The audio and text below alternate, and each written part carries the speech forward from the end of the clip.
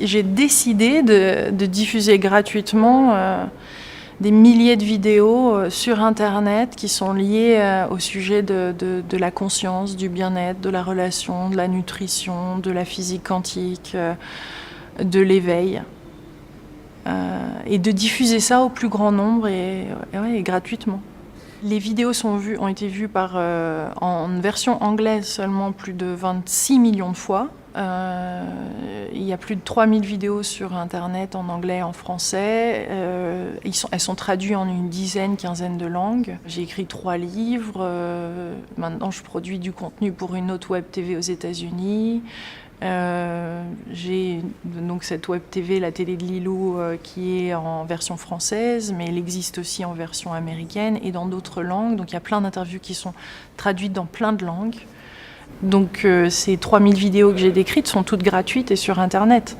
Elles n'ont pas de prix et certaines personnes décident de me soutenir à travers des donations, une contribution pour que le Juicy Living Tour, pour que je puisse continuer à évoluer, à prendre des avions, à subvenir aux besoins logistiques pour pouvoir me déplacer. Donc c'est quelque chose, pour moi c'est très très important de garder tout ce contenu-là gratuit et accessible à tous dans le monde entier.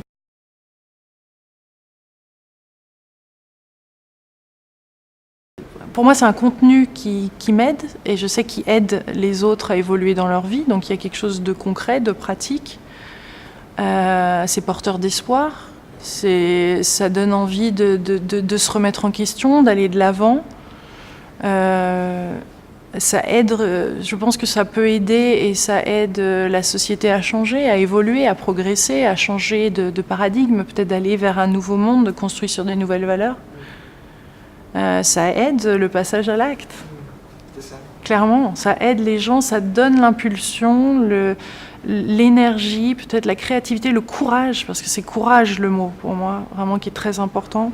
Ce courage de passer à l'acte et d'oser vivre ses rêves, d'oser vivre ce qu'on ressent, ses intuitions et des vies qui changent. Et je reçois des messages et des messages d'amour et quand je fais des conférences ou là, quand il y a des congrès ou des forums, c'est beaucoup d'amour que je reçois et de feedback comme quoi ça vraiment, les gens même ont switché des fois, ont arrêté de regarder la télé et regardent une émission, une interview tous les jours le matin.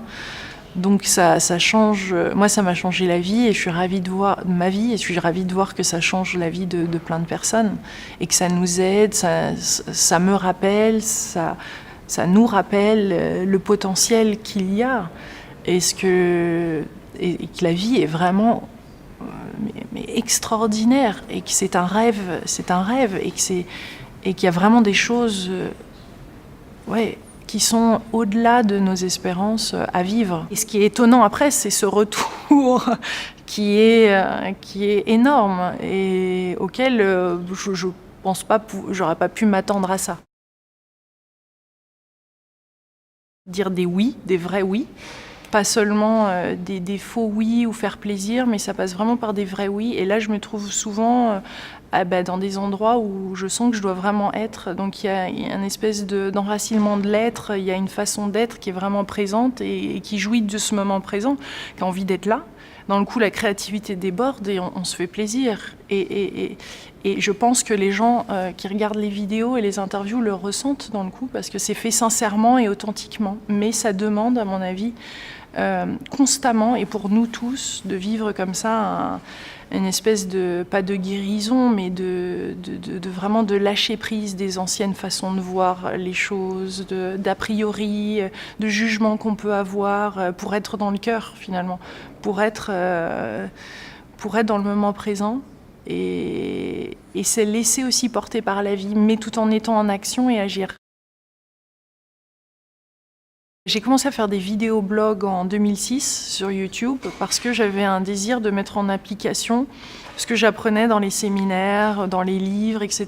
J'avais envie vraiment, avec 2 copines, on a créé le défi des 100 jours et on avait envie de mettre ça en application concrètement pour voir comment la vie peut changer. J'ai commencé par faire ces vidéoblogs, ça entraînait ensuite une envie d'interviewer des personnes qui écrivaient des livres. Je me rendais compte que je rencontrais assez facilement les gens et que je voyais assez facilement en eux quelque chose de bon et le côté bon en eux en fait. Et j'avais envie de montrer ces changements que ces personnes-là avaient vécu et de le partager avec le plus grand nombre, puisque c'était quelque chose que je vivais assez facilement. Et je pense qu'on a tous quelque chose de très naturel en nous, et c'est ça que j'ai envie d'inspirer aussi, c'est de montrer tous ces différents parcours et de dire vous avez quelque chose d'unique. Et pourtant, on est tous très très similaires, regardez, mais vous avez vraiment quelque chose d'unique que vous faites et vous êtes presque taillés pour ça, divinement taillés pour ça, à cette tâche, et faites-le. Et là, vous aurez encore plus de ressources, encore plus de soutien. Donc c'est passé par des vidéoblogs, par des interviews. Maintenant, je voyage dans le monde entier pour interviewer des gens. Et c'est extraordinaire, j'ai l'impression de vivre dans un rêve éveillé, quelque chose qui vraiment me correspond. C'est un rêve éveillé, c'est-à-dire c'est vraiment, tout est beaucoup plus coloré.